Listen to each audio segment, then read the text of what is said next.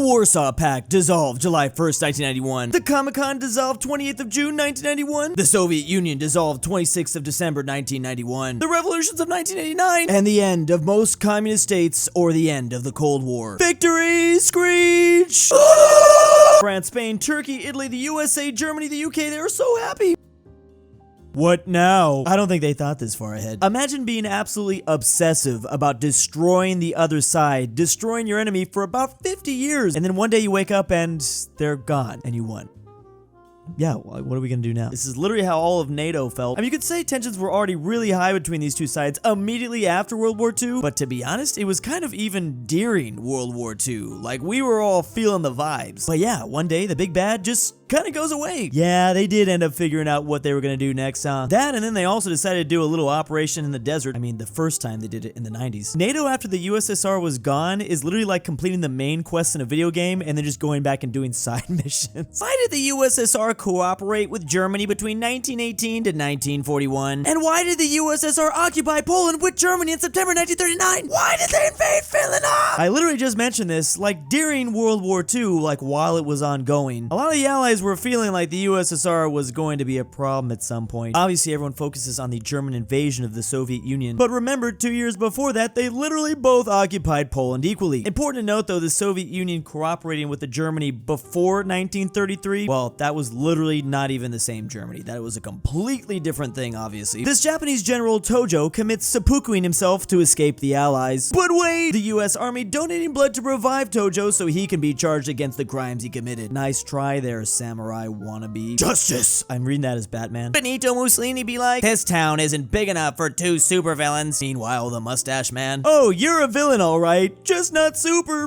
I mean, he does get quite overshadowed, to the point where a lot of people don't even realize Mussolini was by far and away the first fascist leader. He started leading Italy 11 years before Adolf even came into power. In a weird way, Mussolini walked so Hitler could run. I mean, Hitler looked up. It's weird to say, but anyways. The British, when the US revolts, I sleep. The British, when India revolts. Real shit. Yeah, they didn't like that too much. This meme got a lot of attention, but I mean, can we just say these were obviously really different events that took place like 200 years away from each other. US revolts equals more tea instead of sharing it with iced tea drinking, tea dumping ignorant colonists. India revolting equals less tea to drink. Remember also in the 20th century for the British Empire, India was a lot more valuable to them than the colonies ever were. I mean, it was literally called the crown jewel. They cared about their little 13 colonies here, but not to that extent. It's just a different time period. The British and Dutch throughout history. You here too? Yes. And this conversation continued to play out in like all the continents. They just kept running into each other outside of Europe. People forget just how large the Dutch Empire got. Also, the meme is not exaggerating. It's not like the Dutch were here and the British were on the other side of the continent. They literally kept popping up side by side in all the same areas. We was just talking about India, and then of course we can't forget about South Africa down here. I mean, there's a reason why the New York City flag's got that Dutch orange over here. It is true though, a lot of the times it was just the UK taking that stuff from the Netherlands and them being depressed, but they got some stuff. However, there are instances where it actually played out like this. The Dutch casually discovering New Zealand, doing nothing, then leaving. They literally did this with Australia as well. Literally founded all of Oceania and just being like, this place sucks, we're out of here. It was like, I've seen enough. Thank God. Imagine a Kiwi saying, we haven't a serious problem. I don't know how to pronounce that. I just am thinking of Jar Jar Binks in my head. Serbia. I am watching your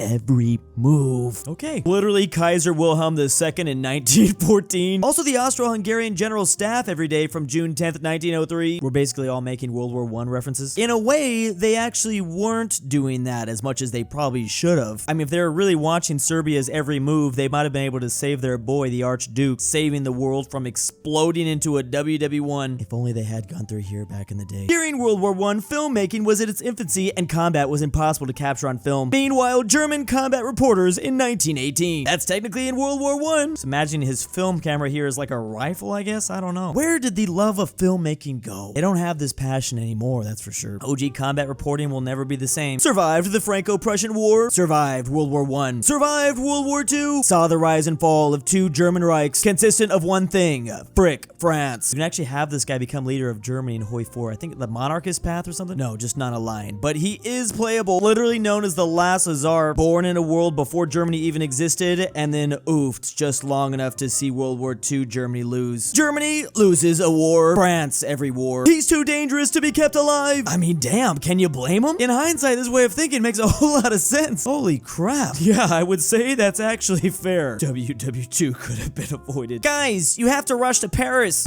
No, the Krauts are on the run. You don't understand. If we don't establish the French government in Paris, he will arrive. Who? De Gaulle. I am free. I am heading to Spain. I can't say this word properly with like a good French accent. It bothers me. I don't even like to say it. Yes, he was worried about that. And imagine a communist French revolt from the inside, not even put by the USSR. It's 1819. I want equal rights. I despise you and hope you die. 100 years later, I'm finally independent. I despise you and hope you die. Crazy they kept up that passion for 100 years. Now, the relations between Romania and Hungary, classic. Union soldiers watching the final boss of a war-obsessed Prussian nobility approach them at full gallop with a big-ass sword. Wait, what is going on? I can see how this could be terrifying, though. This Prussian man from Europe served 2 years as a Confederate soldier during the American Civil War. Why? Apparently, he was terrifying, too. Just absolutely gigantic. He literally survived for another 30 years after the whole thing. This Spanish ship passing through the Tower Bridge in England. Wow, would you look at that? Victory at last! Our plans are measured in centuries. We have other prospects. Finally, the Spanish got their dub. Got their revenge on those old British. They've been holding this grudge for like literally centuries. Funny that person that said that was a Habsburg as well. Nobody expects the Spanish Armada. Yo, bro, I got an idea. Proceeds to divide the world into just two sides. Literally your unemployed friend on a Tuesday afternoon for whatever reason. Was Spain and Portugal just that bored or what? It was quite the idea. Okay, guys, hear me out. Literally an actual manatee. These sailors have been at sea for months. I mean, I don't know about y'all, but I've seen some pretty good looking men. I'm gonna finish that phrase. I don't know why they're looking all double cheeked up on a Tuesday like this. Those pirates are thirsty, I guess. 1944, proud Moroccan today. You will fight the Germans, you know, tall, blonde, likes beer. I know what a German looks like. Cut to the first day of the battle in Provence. Alright, well, the Germans have changed quite a bit. It's been a minute since they've updated what they look like, I guess, in their mind. World War II was crazy because they were pulling all these different people from random different countries around the world to go battle in Europe or battle wherever. The Germans thinking it would be easy to blitzkrieg the Netherlands. Meanwhile, the Dutch being casually responsible for the first major disaster of the Luftwaffe. Hey, Dutch, a dub is a dub. That moment, it was like every little victory you could get, please just get it. I actually wasn't super aware of this battle currently. Literally, Adolf himself, Napoleon from France, and me all having in common, me specifically going out without my jacket, thinking it's not gonna be that cold. I guess humans have always been making this mistake. Doesn't matter how high your ranking is in a country. Dang, I mean, I make this mistake. Didn't know I had something in common with those two. Oh boy, I can't wait to name my country after all its historical region. I despise you and hope you oof. Oh, Greece. Yeah, that's how it went for Macedonia, or Northern Macedonia. Yeah, it's quite the big deal. Balkan moment, and there's so many moments like that that happen in this region. Hollywood and medieval movies starter pack. Common folk who were always dirty and wore drab colored clothing. Suits of armor that could be easily punctured. Commanders yelling fire to command archers to release their arrows. Heavy cavalry would charge full speed into a line of spears. That's a great idea. Castle sieges took place in a matter of hours. Now, to be fair, these last two images are from a fantasy book, Lord of the Rings, but still, Hollywood does have a problem with medieval movies. Maybe that's why they don't even make them anymore. They know they just can't do them justice. Also, flaming arrows that instantly light someone's entire body on fire. Yeah, that's always fun. The Roman Empire was the greatest empire ever. Then why is this meme in English?